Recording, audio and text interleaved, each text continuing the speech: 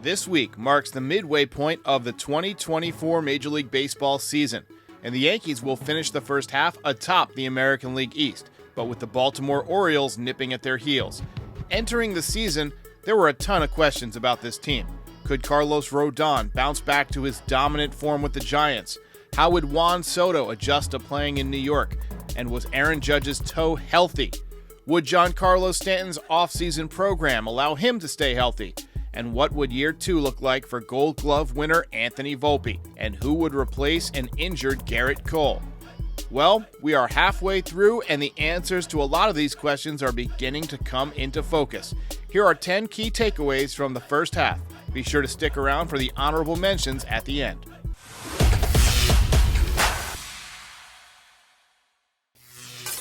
Number 10. It's been a strong sophomore season for the Yankees shortstop Anthony Volpe, who has vastly improved on offense and continues to be a defensive force after winning the Gold Glove in his rookie season.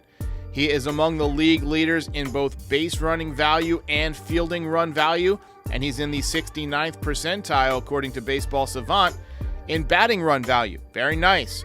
Overall, his batting metrics don't really jump off the page, but his spray chart shows that he hits the ball from line to line. He's doing a much better job this season of hitting the ball to all fields. He'll take it down the left field line, he'll take it right back up the middle, or he'll slash it to right field.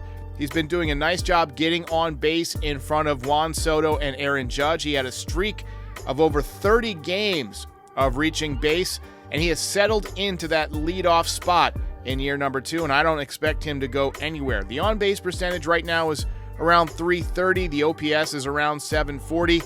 Both improvements over his .283 on-base percentage and .666 OPS as a rookie. Nice job for the kid. Number 9. Marcus Stroman is turning out to be a great plan B in his first season with the Yankees. Stroman has made 16 starts so far this season, and he's got a 3.15 ERA. Baseball Savant says that his pitching run value is in the 72nd percentile. The fastball has been very effective. He continues to get ground balls like he's done his entire career. He continues to post. The energy that he's brought to the clubhouse and to the team every time he's out on the mound has been much needed. The crowd loves him, and he has fit in perfectly, casting aside all those doubts that folks had that he would be able to fit in with the Yankees clubhouse. Marcus Stroman has been one of Brian Cashman's better pickups, and if he can stay healthy, he's going to be a big part of the Yankees winning the American League East, if they hang on. Number 8. Carlos Rodon has been pretty good. Despite a couple of clunkers right at the end of the first half, he has a 9-4 record. He's got a 3.86 ERA through his first 16 starts. Most importantly, he's been healthy. Last season, he was not healthy at all. He had a 6.85 ERA, gave up a ton of home runs. This year, he's still giving up some home runs, but most of them have been solo shots. Last year, one of the big issues was that he really only threw 2 pitches. It was fastball, slider. This year, he is throwing the changeup about 10% of the time. He has thrown the cutter about 6% of the time and the curveball about 6% of the time. So he has a 5-pitch mix. His fastball isn't as dominating as it was when he was with the Giants and White Sox, but it's still pretty good in the 74th percentile of run value. Rodon bounced back very nicely from year 1 to year 2. We'll see if he can bounce back from a couple of really tough starts here at the end of the first half and put together another good second half. Number 7. Alex Verdugo has looked really good in left field, and he's reminded a lot of us why it's so important to have a good left fielder at Yankee Stadium. As you guys know, left field in Yankee Stadium is the biggest in all of baseball. You really got to be a center fielder to be a good left fielder at Yankee Stadium because of how much range you got to cover, and you got to have a good arm to make those throws in from the gap. And Alex Verdugo has been super impressive in the outfield. Offensively, he's been about average. He's a contact-hitting lefty. It's something we've needed in this lineup. He's gotten some big hits, but I've been super impressed with him as a left fielder. Number 6. Gleyber Torres' contract season has been a total bust so far. He is hitting under .220. He's got very little power, just 7 home runs through his first 322 plate appearances. The metrics are down across the board. He continues to make bad base running mistakes, and his defense has been awful. Gleyber Torres has played himself out of probably at least $50 million in potential contract earnings, and if he doesn't turn it around with the quickness, there's a good chance that he could be traded as the Yankees look to make upgrades approaching the postseason. Number 5, and this is unfortunately one of those questions that got answered in the negative. DJ LeMahieu and Anthony Rizzo have thus far been unable to bounce back from tough years. DJ LeMahieu especially has been awful. 0 extra base hits so far through his first 65 at-bats. He's hitting just 185. And this is a guy who's known for being a contact hitter. He's got batting championships. Anthony Rizzo out with an injury right now. He showed a little bit of pop early on, but his defense has surprisingly been really bad. He's hitting .223, 78 OPS plus. He's been better than DJ LeMahieu, but neither one of them is having a good year. Number 4, good news and bad news regarding Giancarlo Stanton. The good news is he's been pretty productive when he's been in the lineup. He's hitting over .290 with runners in scoring position.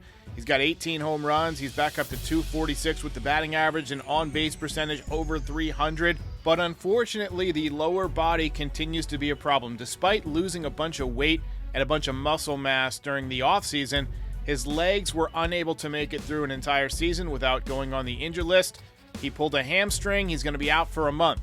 But when he comes back, hopefully the bat will still be there. He generally has trouble adjusting once he comes back from the injured list, and sometimes can take a while to heat back up.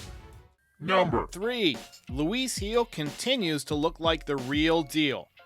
He filled in for Garrett Cole admirably, and now he might be the heir apparent to the ace of the Yankees, as he took tutelage from Garrett Cole and has turned it into a 9-2 record with a 2.77 ERA through his first 15 starts. He's got 97 strikeouts in 81 1/3 innings, and before a recent mishap against the Baltimore Orioles, his hits allowed was absolutely astonishing, with just 40 hits allowed through his first 80 innings to begin the 2024 season.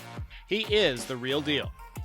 Number 2, the Yankees' biggest offseason acquisition, Juan Soto, has not had the typical adjustment period that stars have when they get to the Yankees. He's on pace to set a new career high in home runs. He's hitting over .300. The on-base percentage is above his career average at .431. He continues to walk in front of Aaron Judge.